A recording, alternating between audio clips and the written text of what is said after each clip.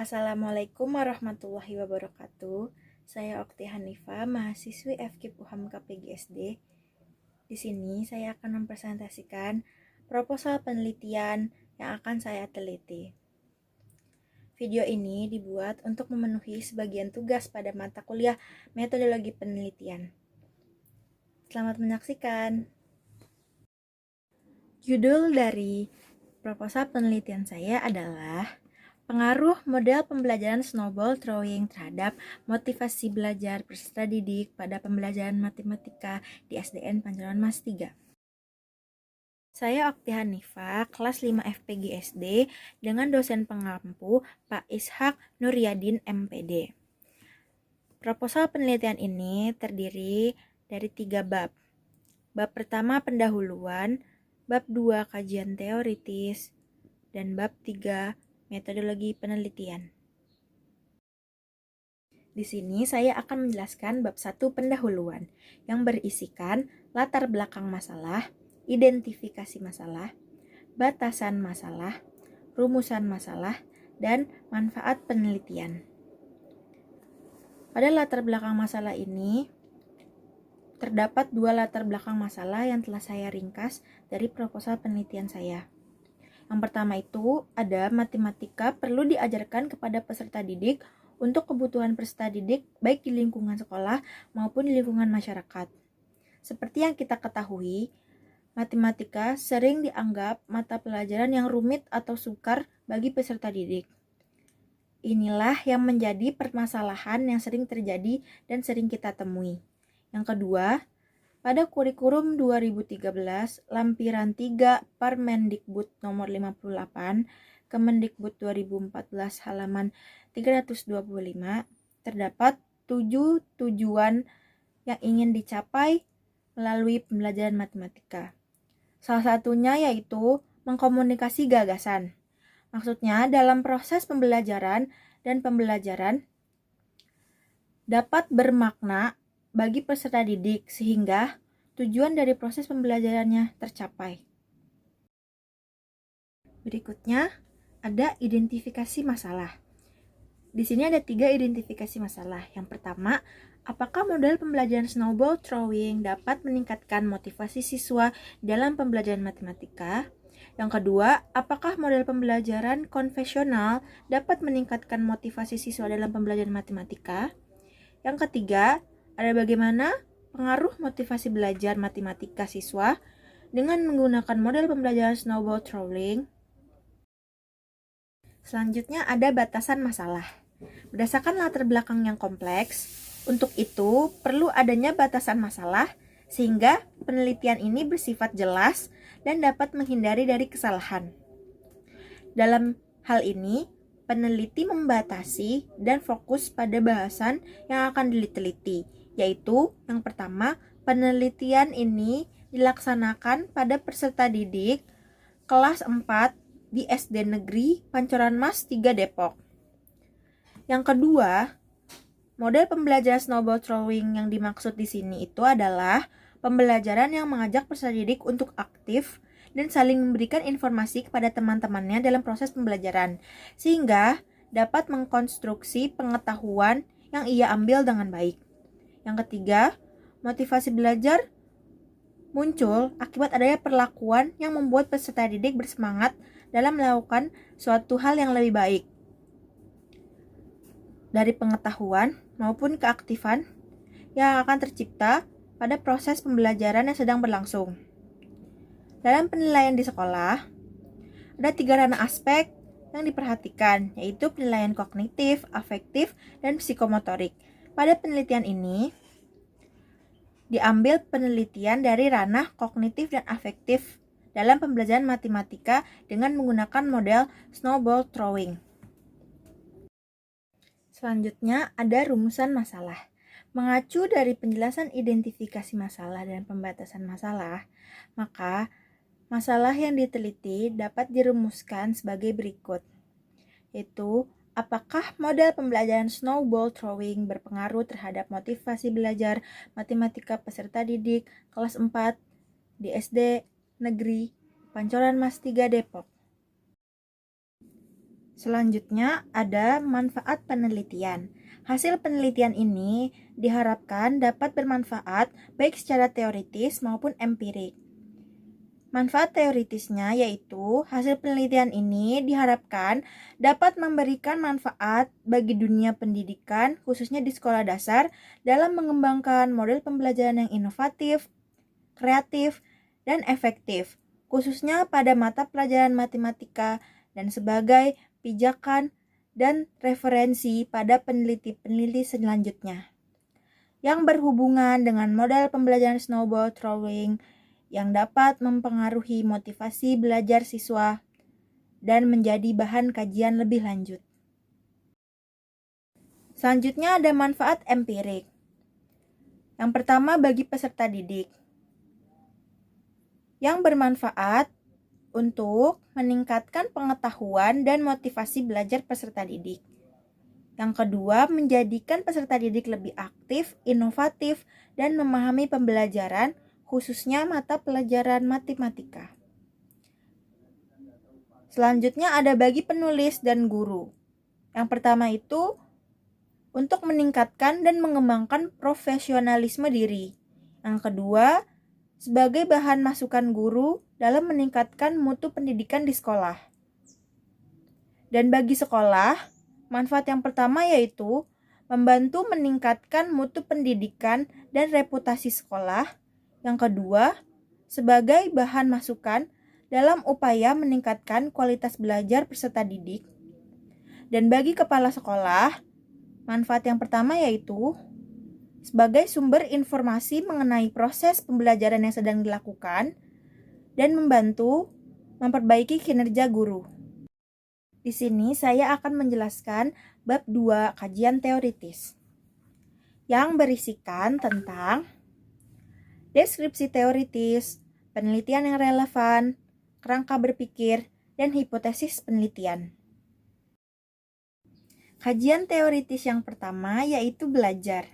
Seperti yang kita ketahui, belajar tidak mengenal usia dari seseorang. Seseorang dikatakan belajar apabila terjadi perubahan ke arah yang lebih baik dari yang tidak tahu menjadi tahu.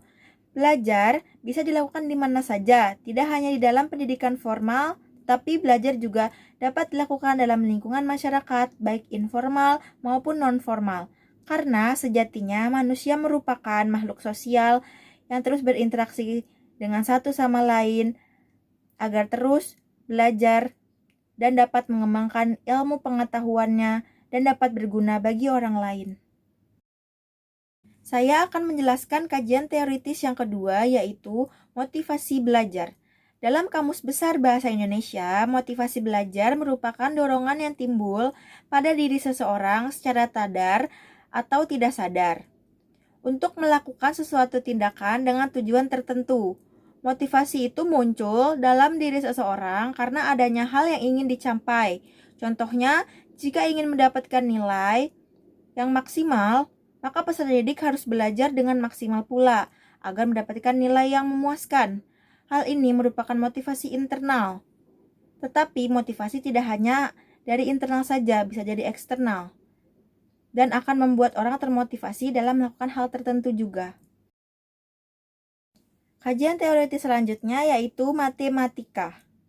Matematika termasuk salah satu mata pelajaran yang memiliki peran penting untuk diajarkan kepada peserta didik, terutama di sekolah dasar. Karena pada dasarnya, sekolah dasar itu merupakan pendidikan pertama yang ditempuh oleh anak-anak. Apabila guru mengajarkan matematika dengan baik, maka akan meningkatkan kualitas dan pemahaman peserta didik sehingga akan berpengaruh kepada hasil belajar dan motivasi belajar. Pada pembelajaran ini, guru juga harus bisa membuat peserta didik berperan aktif dalam proses pembelajarannya. Pada akhirnya, pembelajaran matematika akan dilaksanakan dengan menggunakan model pembelajaran snowball throwing untuk membuat suasana pembelajaran menjadi lebih menyenangkan dan bermakna bagi peserta didik. Kajian teoritis yang terakhir yaitu model pembelajaran snowball throwing.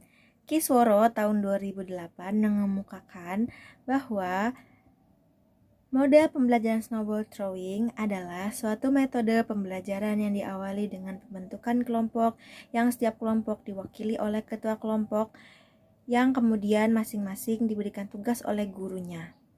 Lalu masing-masing siswa membuat pertanyaan yang dibentuk seperti bola kertas, lalu dilempar ke siswa lain yang masing-masing siswa menjawab pertanyaan dari bola yang diperoleh. Selanjutnya ada penelitian yang relevan. Penelitian yang sudah dilakukan dengan menggunakan model pembelajaran snowball throw ini dilakukan oleh Abdurrahman tahun 2014. Penelitian ini berupa tulisan di jurnal dengan judul Penerapan Metode Snowball Throwing untuk Meningkatkan Hasil Belajar IPS Siswa Kelas 5 pada SDN 1 Pantolo BT dan dilaksanakan di SD tersebut. Penelitian serupa telah dilakukan juga oleh Nani Kusumawati tahun 2017 dengan judul Pengaruh Model Pembelajaran Kooperatif dengan Snowball Throwing terhadap hasil belajar IPA pada siswa kelas 4 SDN Bondrang, Kecamatan Sawo, Kabupaten Ponorogo. Simpulan pada penelitian yang telah diambil tadi adalah pengaruh dari penerapan model pembelajaran snowball throwing terhadap hasil belajar IPA dan IPS dapat mempengaruhi hasil belajar peserta didik di SDN tersebut. Dan yang membedakan dengan penelitian saya adalah saya menggunakan model pembelajaran snowball throwing untuk mengukur motivasi belajar siswa di SDN Pancoran Mas 3 Depok.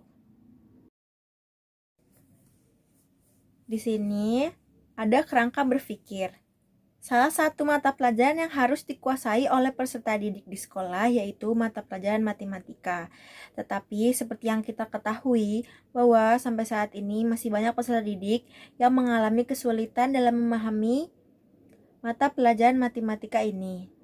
Seperti yang terjadi pada pengalaman saya di jenjang SD, dan pada SD yang saya ingin teliti di SD Negeri Pancoran Mas 3 Depok, di sana masih banyak guru-guru yang menggunakan model konvensional atau berpusat pada guru. Dikarenakan matematika harus memerlukan bimbingan, maka peran guru sangat diutamakan di sekolah tersebut sehingga peran siswa kurang dalam kelangsungan proses belajar di dalam kelas. Yang terakhir ada hipotesis penelitian sementara. Di sini saya sudah menetapkan H0 yaitu tidak terdapat pengaruh pemberian model pembelajaran snowball throwing terhadap motivasi belajar matematika peserta didik kelas 4 SD Negeri Pancoran Mas 3 Depok. Dan H1 yaitu terdapat pengaruh pemberian model pembelajaran snowball throwing terhadap motivasi belajar matematika peserta didik kelas 4 SD Negeri Pancoran Mas 3 Depok. Pada bab 3 metodologi penelitian ini, saya sudah menetapkan tujuan dan tempat serta waktu penelitian. Yaitu tujuan penelitiannya yang pertama, penelitian ini bertujuan untuk mengetahui terdapat atau tidaknya pengaruh pemberian model pembelajaran snowball throwing terhadap motivasi belajar matematika. Dan tempat dan waktu pelaksanaan penelitian ini dilaksanakan di SDN Pancoran Mas 3 Depok yang berlokasi di Jalan Swadaya 7, RT 6, RW 8, Pancoran Mas, Kecamatan Pancoran Mas, Kota Depok, Jawa Barat. Penelitian ini dilaksanakan di kelas 4A sebagai kelas eksperimen dan kelas 4B sebagai kelas kontrol pada semester genap tahun pelajaran 2020 sampai 2021. Metode penelitian digunakan pada penelitian ini adalah metode kuasi eksperimental karena pada penelitian ini membutuhkan dua kelompok yang dibandingkan diperlakukan berbeda. Desain penelitian ini adalah post-test only control design. Pada desain eksperimen ini menggunakan perbandingan kelompok yang melibatkan paling tidak dua kelompok kelas, yaitu kelompok kelas eksperimen dan kelompok kelas kontrol. yang telah diberikan perlakuan selama kurun waktu tertentu dengan rumus sebagai berikut. R sama dengan E per K X Y1 per Y2, di mana keterangannya yaitu R sebagai kelas random, E sebagai kelas eksperimen, K sebagai kelas kontrol, X adalah perlakuan pada kelas eksperimen, Y1 yaitu tes hasil belajar matematika pada kelas eksperimen, tes hasil belajar matematika pada kelas kontrol. Selanjutnya ada populasi dan sampel penelitian. Populasi dalam penelitian ini adalah peserta didik kelas 4 SDN Pancoran Mas 3 Depok yang terdaftar sebagai peserta didik semester genap tahun 2020 sampai 2021. Lalu, sampel pada penelitian ini adalah kelas 4A dan kelas 4B pada semester genap tahun pelajaran 2020 sampai 2021. Serta teknik pengambilan sampelnya dengan menggunakan teknik cluster random sampling. Oleh karena ini, teknik ini pengambilan sampelnya lebih mengarah pada sampel yang berbentuk kelompok, bukan pada individu, yang mana kelompok dalam sampel ini merujuk pada semua peserta didik pada kelas-kelas yang terpilih menjadi sampel dari penelitian tersebut. Dan saya mengambil 30 siswa pada kelas 4A dan 30 siswa pada kelas 4B. Selanjutnya ada teknik pengumpulan data. Di sini ada jenis instrumen dan kisi-kisi instrumen. Jenis instrumen yang dipakai pada penelitian ini adalah dengan melakukan tes terlebih dahulu dengan menggunakan soal PG untuk melihat hasil belajar matematika siswa. Selanjutnya, untuk mengukur tingkat motivasi siswa, pada penelitian ini menggunakan angket yang akan diberikan kepada peserta didik untuk mengetahui seberapa termotivasinya ia terhadap pembelajaran matematika tersebut. Yang selanjutnya ada kisi-kisi instrumen. Kisi-kisi yang digunakan pada penelitian ini adalah instrumen motivasi belajar yang disusun dengan tujuan mengetahui profil motivasi belajar peserta didik. Adapun aspek-aspek motivasi belajar yaitu adanya durasi kegiatan belajar, frekuensi dalam mengikuti tatap muka, minat dan keuletan dalam belajar, prestasi yang didapat dalam belajar, dan mandiri dalam belajar. Dalam instrumen motivasi ini, peneliti menyediakan 3 poin pilihan, yaitu setuju, ragu-ragu, dan tidak setuju. Berikut adalah kisi-kisi instrumennya. Di sini ada kisi-kisi instrumen motivasi belajar. Yang pertama itu dengan variabel motivasi belajar. Nomor 1 itu ada 3 soal dengan indikator tekun dalam menghadapi tugas. Yang mana pertanyaan nomor 1 dan nomor 2 mengandung pertanyaan positif dan pertanyaan yang nomor 5 mengandung pertanyaan yang negatif. Selanjutnya ada 2 soal dengan indikator ulet dalam menghadapi kesulitan. Selanjutnya ada 3 soal dengan indikator menunjukkan minat. Dan selanjutnya ada 3 soal dengan indikator senang bekerja sama. Dan ada 2 soal dengan indikator cepat bosan pada tugas-tugas.